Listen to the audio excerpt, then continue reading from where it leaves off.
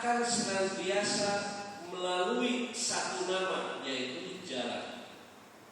Tetapi jalan dalam bahasa Arab itu biasa diartikan satu at-thariq, kedua sirat, dan yang ketiga adalah as-sabil.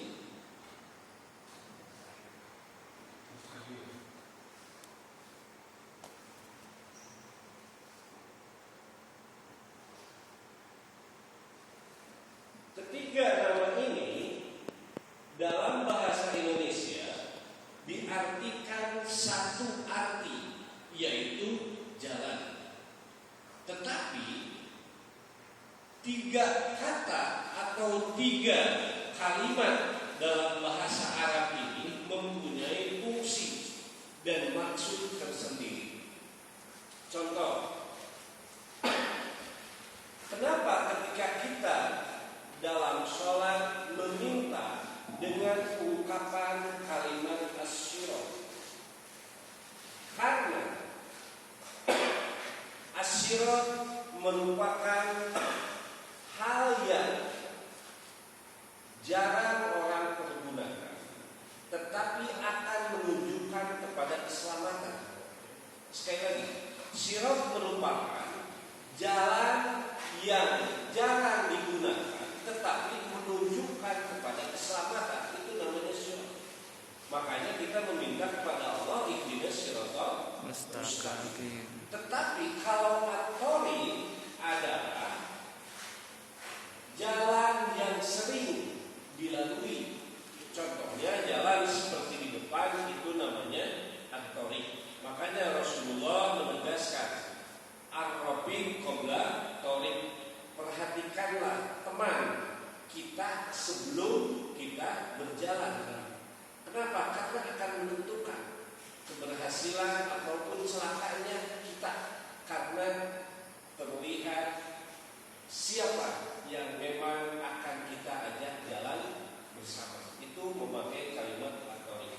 Adapun as-sabil adalah jalan yang Allah akan siapkan kepada orang yang senantiasa memohon dan minta dengan petunjuk Allah melalui kalimat ihdinas siratal mustaqim. Maka Allah siapkan, yaitu as-sabil. Contoh ayat hada sabilur rabbi, ini jalan menuju Tuhanmu.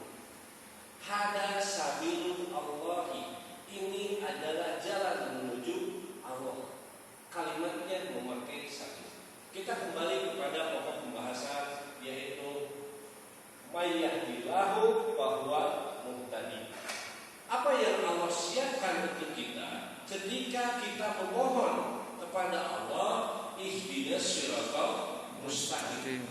Allah siapkan hidayah untuk kita, yaitu hidayah tauhid, di mana modal kita pada dasarnya telah Allah berikan, telah Allah titipkan, yaitu hidayah agama, hidayah ilmu, dan hidayatul hawas, yaitu perasaan. Lalu ketika kita memohon kepada Allah Subhanahu wa ta'ala, bagaimana supaya Allah memberikan kepada kita hidayah yang kita inginkan, yaitu hidayah taufik. Allah Subhanahu wa ta'ala yaqulu ta'ala, Allah Subhanahu wa ta'ala berfirman,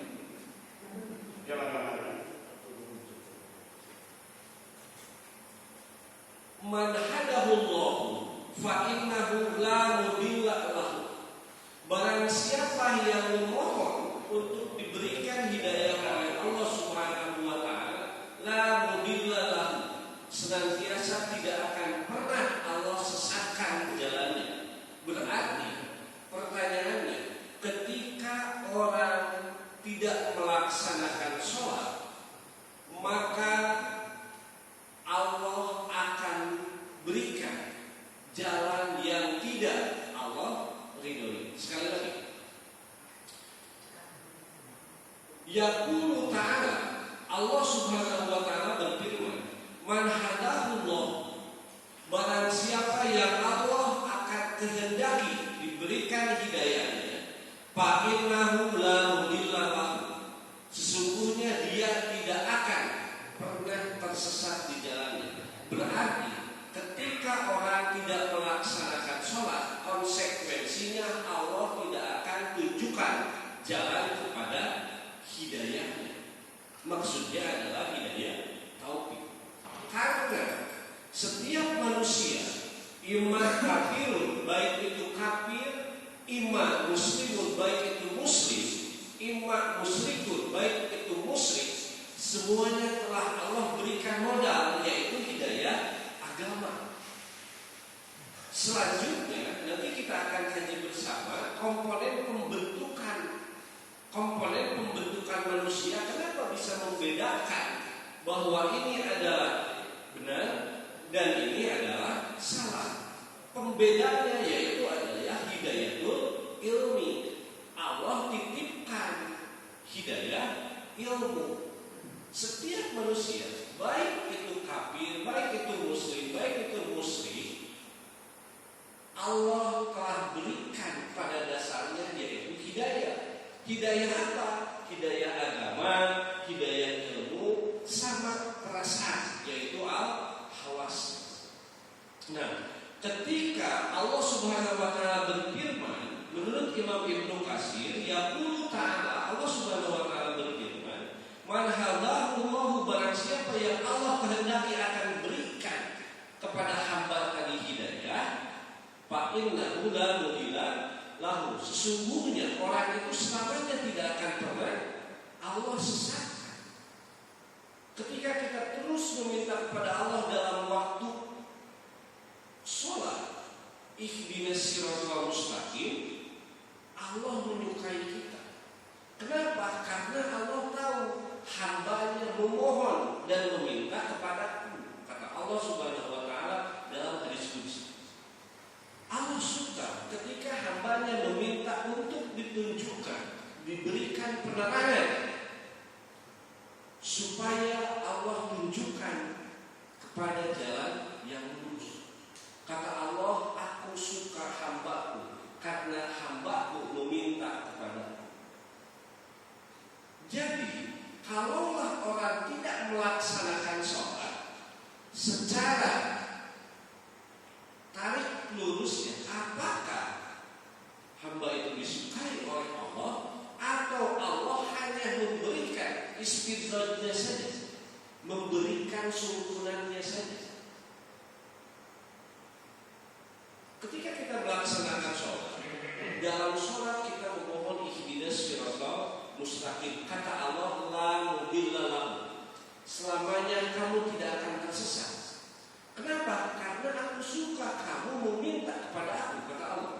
Berarti ketika orang tidak sholat, tidak meminta kepada Allah, yang menjadi pertanyaannya, apakah dia Allah sesatkan dengan caranya, atau Allah berikan istidraj, suntunan di dunia terhadap dirinya? Wallahu a'lam bishawab.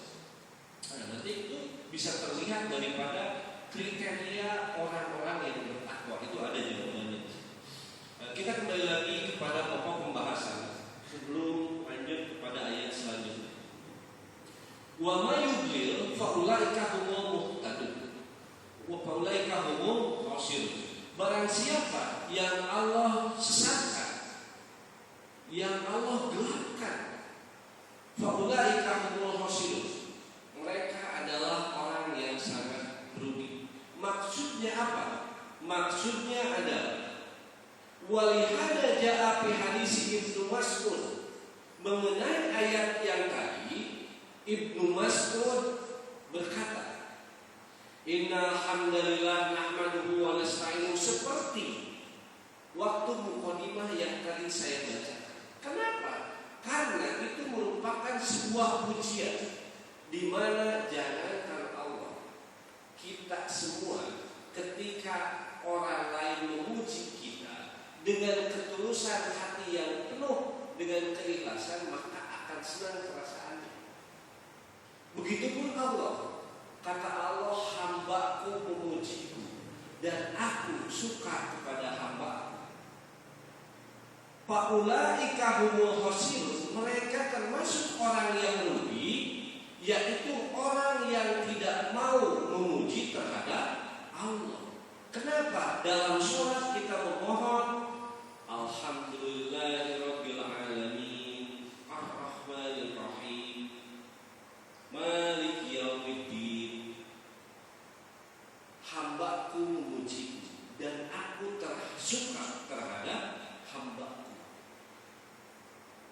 Itulah Allah Subhanahu wa ta'ala memberikan penjelasan dengan kalamnya. Yaqulullahu ta'ala, Allah ta'ala berfirman, man hadahullahu, barang siapa yang Allah kehendaki hidayahnya, fa innahu la mudilla lahu, selamanya dia tidak akan pernah tersesat. Kenapa? Karena implementasi adanya, yaitu kita melaksanakan sholat. Selanjutnya, ayat yang Allah teruskan, yaitu dalam surat yang sama, surat Al-A'raf ayat 179, bahwa ketika Allah Subhanahu wa ta'ala berikan hidayah ini, hidayah puncak, di mana hidayah ini Allah akan berikan kepada setiap hambanya yang senantiasa memohon kepadanya. Yang menjadi pertanyaan, di manakah hidayah ini akan Allah turunkan? Apakah di dunia atau di akhirat? Nah, yang menjadi sebuah modal keyakinan bahwa ketika Allah menyukai hambanya dengan Allah akan memberikan hidayah taufik ini, maka senantiasa ketika kita nanti setelah yaumul hisab, maka Nabi Muhammad SAW akan menjadi saksi kepada kita, yaitu waktu di padang mahsyar. Inilah, kalaulah kita tidak mendapatkan hidayah taufik ini di dunia, maka pasti Allah akan berikan hidayah ini nanti di akhirat. Selama kita istiqomah untuk meminta, untuk memuji dengan cara sholat hanya kepada Allah. Selanjutnya kita akan teruskan kepada ayat 179.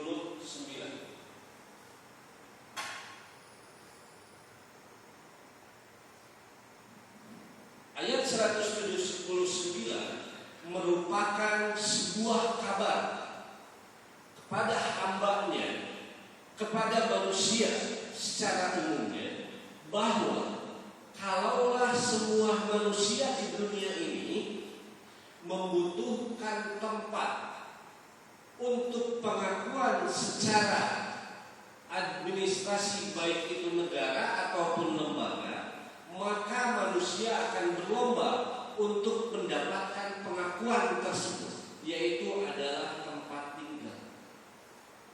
Setiap manusia yang Allah berikan kepadanya kebutuhan untuk menempati dan mengakui bahwa saya butuh identitas pengakuan, dia akan mencari tempat untuk dijadikan tinggal bersama keluarga.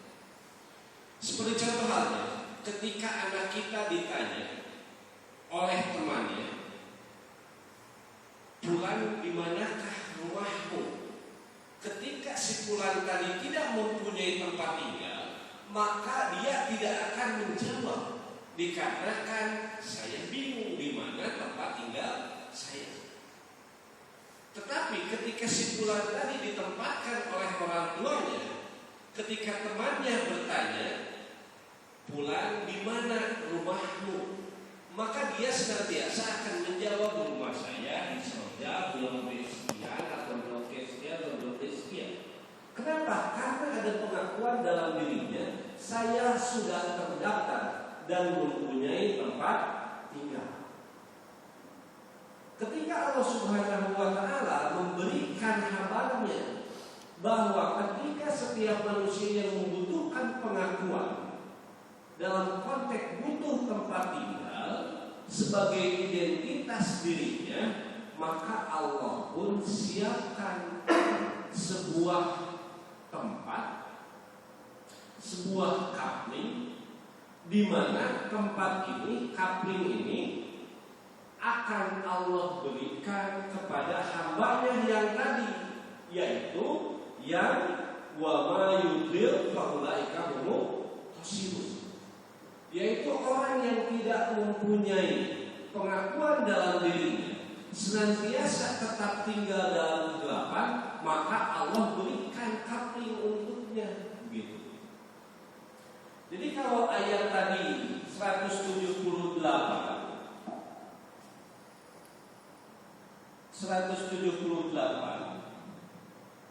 itu terbagi kepada dua. Satu yang Allah berikan hidayah, dan yang kedua senantiasa dia senang dalam kegelapan, yaitu tidak diberikan hidayah, tidak adanya hidayah. Konsekuensinya, ketika orang mencari dan menuntut lalu memuji kepada Allah, memohon dalam sholatnya, maka hidayah tadi akan Allah berikan kepada hambanya yang mempunyai sifat tadi, dan Allah akan berikan kapling kepadanya, yaitu surga. Tetapi ketika orang yang enggan untuk menerima hidayah dari Allah Subhanahu wa Ta'ala, senantiasa suka dalam kegelapan, tidak suka terhadap penerangan, maka Allah Subhanahu wa Ta'ala telah siapkan sebuah tempat, di mana tempat itu khusus untuk orang-orang yang tidak adanya hidayah dalam dirinya, yaitu ayat ke-179.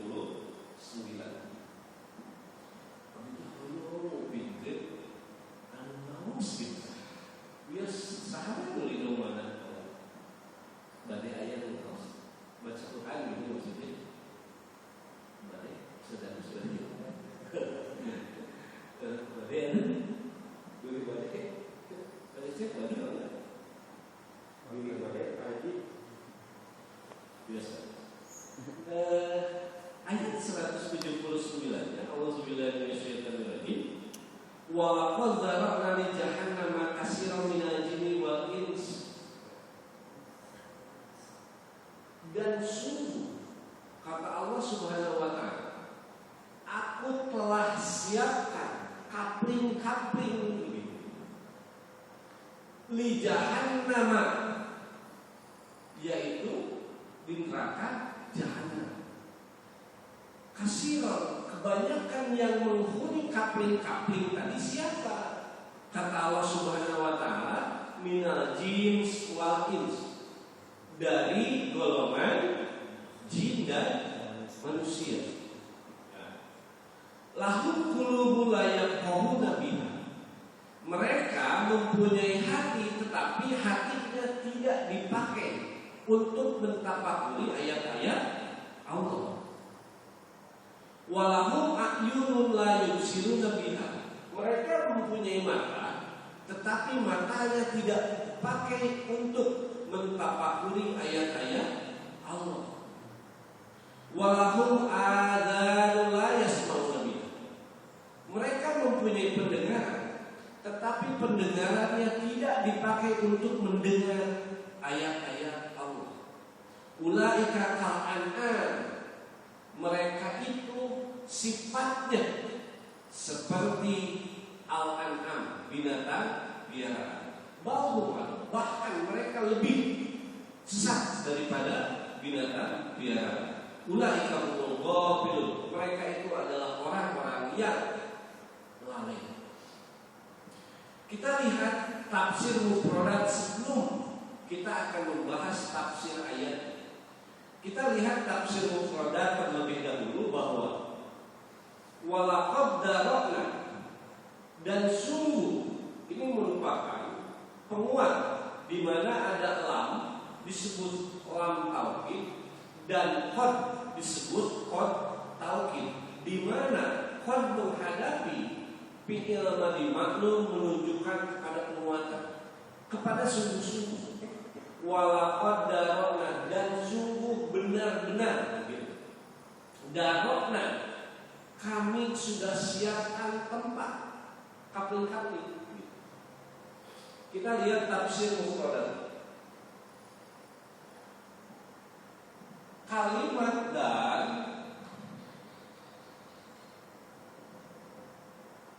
arti tempat dalam bahasa Indonesia ketika diterjemahkan ke dalam bahasa Arab ini tidak hanya satu makna, tetapi berbeda lapan. Contoh, kalimat daru, kalimat baitun, kalau tidak salah bulan kemarin itu sudah disebutkan.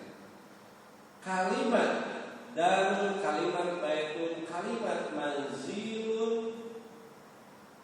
dan kalimat sakan. Di antaranya ini diartikan ke dalam bahasa Indonesia yaitu satu hati, biasa diartikan tempat. Biasanya tempat keadaan dalam bahasa Arab biasa diartikan makan. Kenapa Allah Subhanahu wa taala dalam ayat tersebut memakai kalimat darun, tidak memakai kalimat baitun, manjilun ataupun sakanun? Karena meskipun diartikan sama, maksudnya adalah tempat, ini beda maksud dan tujuan. Kalau misalkan seseorang datang dari luar kota ke rumahnya, maka dia akan berkata satarji'u ila baiti, aku akan pulang ke rumahku, memakai konteks balik, karena tidak akan selamanya orang tersebut mendiami tempatnya. Makanya jadikanlah kata Rasulullah seperti baiti jannati. Selanjutnya, ketika seseorang pulang ataupun seseorang ingin menuju ke sebuah tempat, maka dia akan berkata bi aina satakunu manzil, di mana tempat tinggalmu, memakai kalimat manzil. Kenapa? Karena orang tersebut merupakan orang yang dibutuhkan sebuah pengakuan, maksudnya adalah identitasnya. Di mana rumahnya? Bi aina satakunu manzil, di mana tempatnya? Kalaulah kalimat sakanun ini merupakan hal yang setiap orang dibutuhkan sifat dalam tempat ini, tempatnya itu adalah sakanun. Ketika seseorang melaksanakan sebuah pernikahan, maka ada ungkapan barakallahu laka wa baraka 'alaika wa jama'a bainakuma fi khairin. Mudah-mudahan jantan keluarga dijadikan keluarga sakinah, sakanun. Setiap orang menginginkan dalam tempat rumahnya itu adalah sakanun, penuh dengan kasih sayang, penuh dengan ketenangan, penuh dengan kedamaian. Ketika dar ini dijadikan oleh Allah Subhanahu wa taala sebagai tempat kembalinya orang-orang yang tidak adanya hidayah, adalah tempat yang selamanya dia tidak akan pernah kembali lagi. Contoh, darul kubur, tempat orang dikuburkan. Darul akhirah, tempat orang akan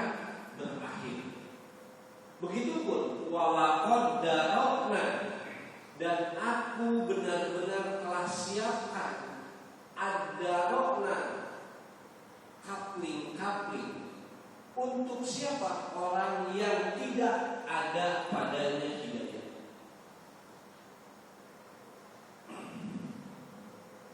Walaqad darabna, dan betul-betul aku telah siapkan, kata Allah, sebuah tempat jahanam, neraka jahanam. Kasiron, kebanyakan orang yang menghuni kapling-kapling tadi adalah al-jin wal ins. Nah, sekarang kita lihat konteks yang Allah tempatkan dalam ayat tadi menggunakan bahasa al-jin.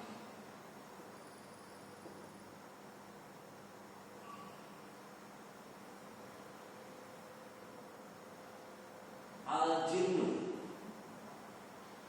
al-jin,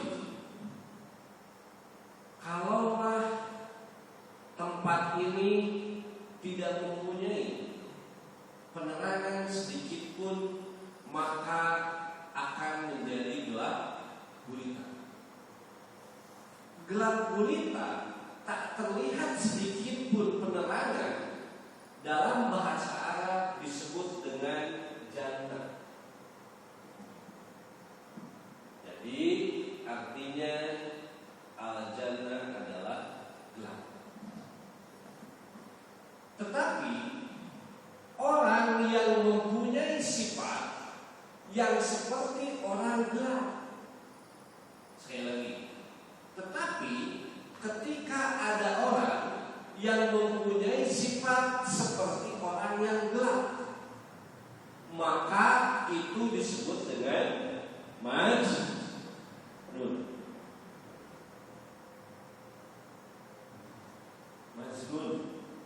Majnun apa? Biasa diartikan gila. Jadi biasanya orang gila adalah orang yang akal sehatnya tidak berjalan, dalam arti adalah gelap. Kalau ada orang yang mengaku gila tetapi tahu masalah kewajiban, itu tidak termasuk kepada majnun. Nanti ada dalam bahasa Arab ada istilah disebut dengan al-bab, ada istilah majnun dan lain sebagainya. Nah, kenapa al-jin ini diartikan gelap? Karena yang tidak nampak dan tak terlihat biasanya adalah hal yang sangat orang tidak memahaminya. Lalu bagaimana dengan teori ultrasonografi dalam kandungan USG? Lamun ibu-ibu menuju ngandung, dalam kandungannya itu disebut janin.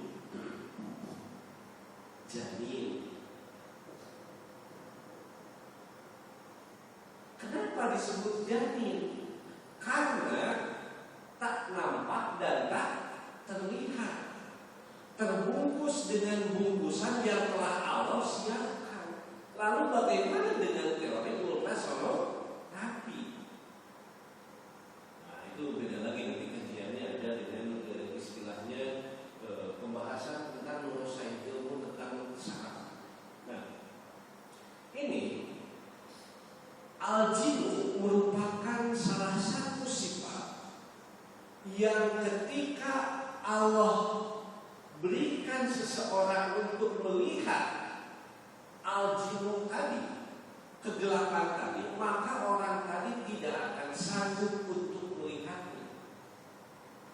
Kenapa?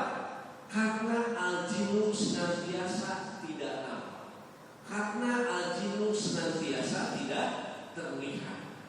Itulah jin. Nah, karena kita membahas tentang yang gelap-gelap, urang rada gelem gitu. Karena sigana sok aya dalam suka ada orang yang memang suka meneliti tentang ilmu ini. Nah, ini al-jin.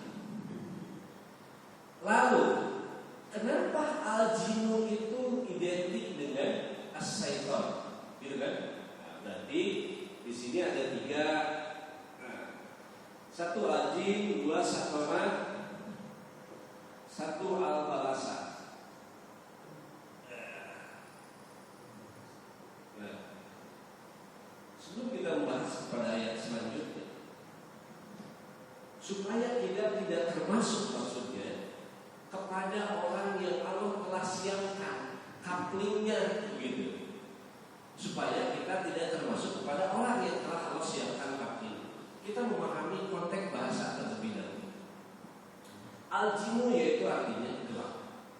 Majnun adalah orang yang tidak mempunyai pola pikir.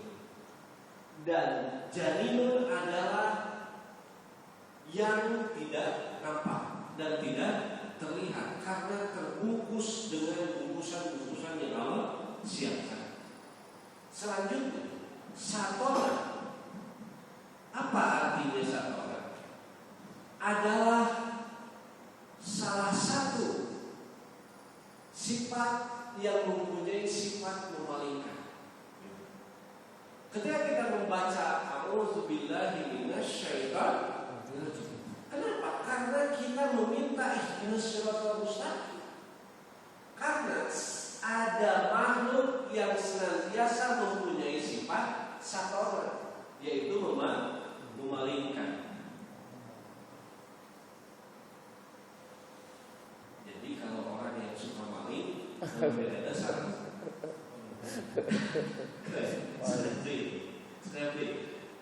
Kalau ada orang yang suka maling, apa bedanya dengan karena sifat setan itu adalah memalingkan, sok suka mengambil bagian yang orang. Itu sebetulnya hak orang, dipalingkan, dipahami. Kita memohon kepada Allah ihdinas shiratal mustaqim supaya kita diberikan hidayah dan Allah ridho kepada kita untuk memberikan surganya kepada kita. Tetapi setan tidak mau dipalingkan oleh setan karena setan itu mempunyai sifat. Sifatnya itu adalah memalingkan. Nah, karena setan ini merupakan bagian daripada sifat yang Allah titipkan ke dalam makhluk yang tak nampak, yang tak terlihat, maka kita memohon kepada Allah gitu. Dengan konteks a'udzubillahi minasyaitonir rajim. Dalam membahas tentang dia ada kami sekilas. Nah, sekarang lalu apa kaitannya dengan al-balasa? Maksudnya adalah iblis.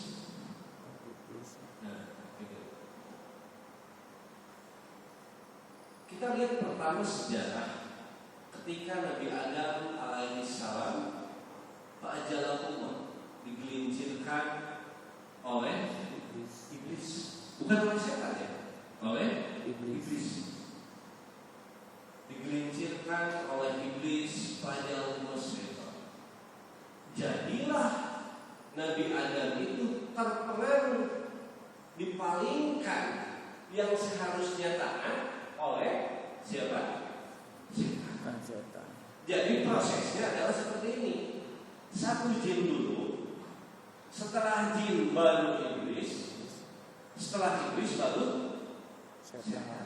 Nah, makanya tidak ada istilah ataupun ayat yang menerangkan bahwa Allah akan menyiapkan tempat untuk iblis atau setan. Tetapi Allah siapkan untuk sebagian daripada bangsa jin.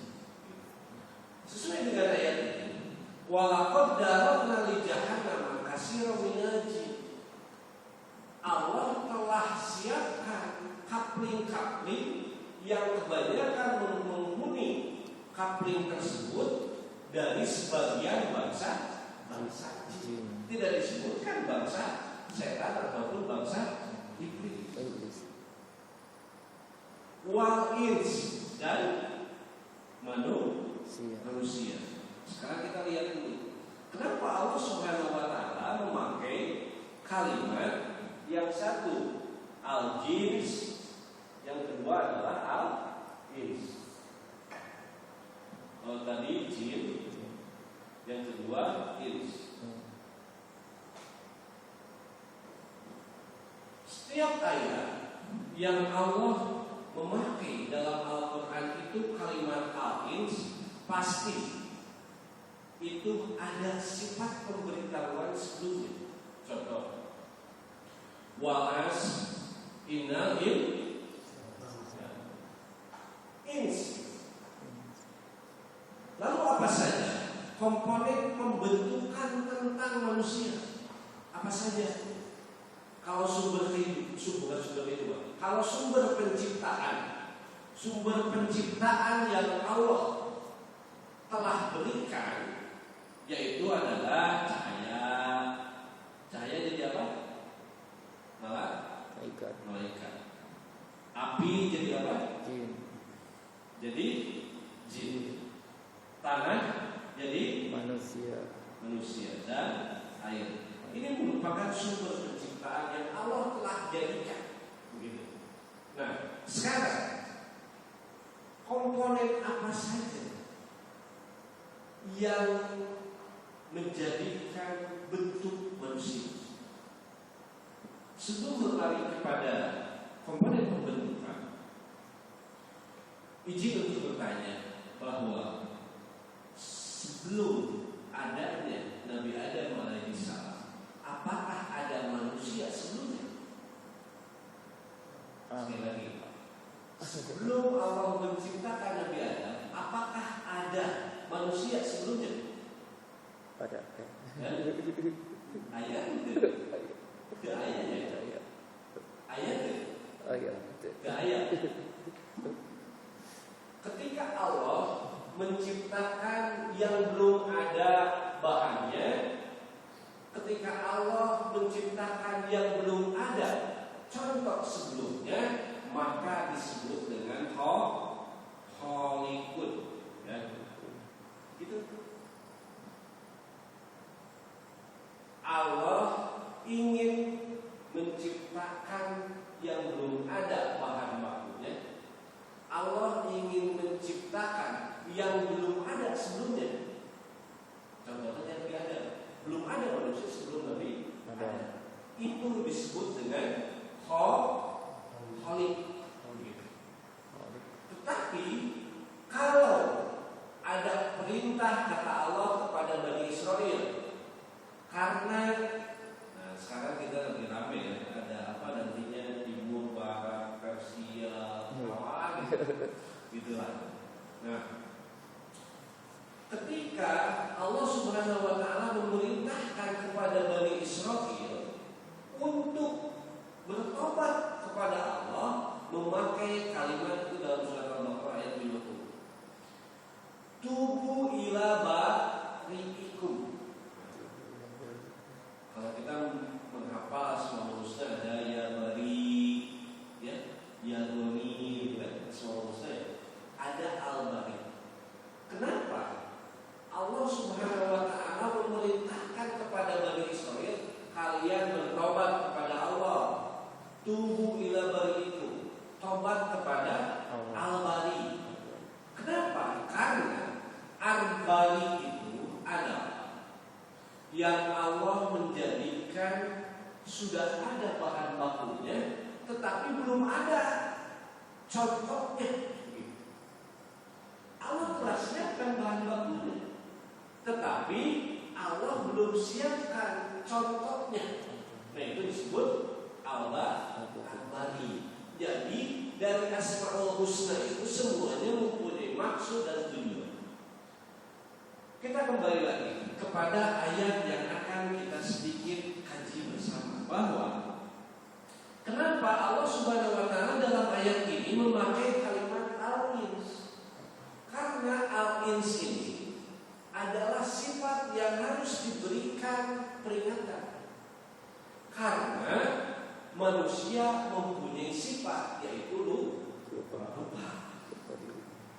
Hilang diberikan. Nah, lalu apa saja komponen pembentukan manusia? Kata Allah Subhanahu wa taala dalam ringkasan-ringkasan ayat, manusia itu tersusun dalam unsur-unsur. Satu, adanya ruh. Yang kedua, adanya jasad. Yang ketiga, adanya nafs. Yang keempat, adanya yaitu qalbu atau hati. Yang kelima, adanya akal. Lalu bagaimana kita sebagai manusia supaya tidak termasuk orang yang telah Allah siapkan takdirnya? Itu bagaimana? Kita lihat bahwa komponen pembentukan kita sebagai manusia tidak akan pernah lepas dari 5 ini. Yang menjadi pertanyaannya, bagaimana supaya kita tidak termasuk manusia yang Allah akan berikan kapling di neraka jahanam. Nah, kita lihat kaji bersama insyaallah bahwa ketika ini adalah urusan Allah. Ketika Bani Israel bertanya kepada Nabi Muhammad, dia selalu berkalir anil roh. Mereka bertanya tentang roh. Berarti roh ini akan menunjukkan kepada dimensi takwa. Jadi setiap manusia akan cenderung kepada menuju takwa, karena sejatinya manusia sudah ada dalam persaksian fitrah, sa'adatul fitri. Selanjutnya, ketika manusia membutuhkan yaitu rangkaian struktur yang ada dalam diri manusia, anggota badan manusia itu maka disebut dengan jasad. Lalu jasad ini akan lebih cenderung kemana? Kata Allah Subhanahu wa taala bahwa jasad ini akan cenderung kepada al-di. Maksudnya adalah asal, kerusakan. Allah menciptakan sesungguhnya mungkin ditakwakan. Allah menyempurnakan dipirsingan. Kata Allah, aku telah sempurnakan pencipta. Karena manusia itu jasadnya itu identik dengan ingin merusak, terpuas gitu. Kalau begini saya pengen dikasih gimana? Seperti itu. Selanjutnya, lalu manusia ini biasanya cenderung terhadap hal yang akan menunjukkan antara hidayah dan tidak adanya hidayah, disebut dengan nafs. Kita lihat Al-Quran. Al-Quran surat yaitu surat Yusuf, surat ke-12 ayat 23 bahwa wa ma ubarri'un nas, dan tidaklah manusia itu akan lebih cenderung, inna nafsa la'amaratun bisu, sesungguhnya nafsu manusia itu akan cenderung kepada yaitu pasar, kepada kerusakan. Ila yang hamullah, kecuali yang Allah berikan kasih sayang kepada hamba. Jadi nafsu ini akan lebih cenderung kepada satu, hidayah, dan kedua kepada tidak adanya hidayah. Selanjutnya, qalbun atau hati ini merupakan sebuah hasil interaksi antara nafs, antara diri dengan yaitu akal. Interaksi nafs Biasanya hati ini akan berbicara sejujur-jujurnya karena mempunyai intuisi dalam nuraninya. Biasanya hati ini akan berbicara karena mempunyai intuisi dalam nuraninya, bahwa tidak ada filter yang sangat luar biasa istimewanya kecuali hati. Allah telah memberikan modal kepada manusia filter yang tidak ada filter selain daripada itu, yaitu hati. Nah, qalbu ini merupakan tempat interaksi antara nafsu yang Allah akan berikan hidayah dan yang tidak suka mendapatkan hidayah. Kebayang hujan-hujannya gunung haji, hidupnya cancel, berpikir, gitu main. Tetapi nafsu ini didorong oleh hati bahwa hanya masjid di antaranya yang Allah berikan kepadanya, yaitu maghfirah dan rahmat. Kenapa? Karena Allahumma ftahli abwaaba rahmatika. Ketika nafsu ini tidak dikelola oleh hidayah tadi, maka akan senantiasa meningkatkan transaksi jual beli malam minggu. Lumayanlah PCP ayeuna 11 gitu kan transaksi. Itu karena nafsu dikelola oleh hidayah tadi. Nah, itulah Allah Subhanahu wa Ta'ala memberikan sebuah komponen pembentukan manusia. Tetapi empat-empatnya ini Allah Subhanahu wa Ta'ala titipkan. Kenapa kita akan ada penghisaban? Pertanyaannya begitu. Kenapa kita akan ada penghisaban dan kita memohon pertolongan? Karena kita dititipkan ini, yaitu akal. Tidak hanya jiwa kita yang bisa mengelola, tetapi hasil dari interaksi qalbu tadi, maka akan adanya akal membisikkan kepada kita bahwa ini adalah sabilun Rabbi, ini adalah jalan Rabbu. Maka dengan itu Allah Subhanahu wa Ta'ala ingatkan kepada kita, jangan sampai kita termasuk orang yang akan disatukan dengan jin, yang akan menempati kapling-kapling yang telah Allah siapkan, yaitu neraka jahanam. Begitu maksudnya. Bagaimana caranya? Yaitu kita sholat dengan cara memohon isti'anah pertolongan kepada Allah Subhanahu wa Ta'ala dengan bacaan-bacaan yang penuh dengan pujian dan bacaan-bacaan yang penuh dengan memohon pertolongan. Coba dalam Al-Fatihah itu ayat ke-1 sampai dengan ayat sekian kita pujian kepada Allah. Dari ayat sekian sampai ayat sekian kita memohon perlindungan kepada Allah.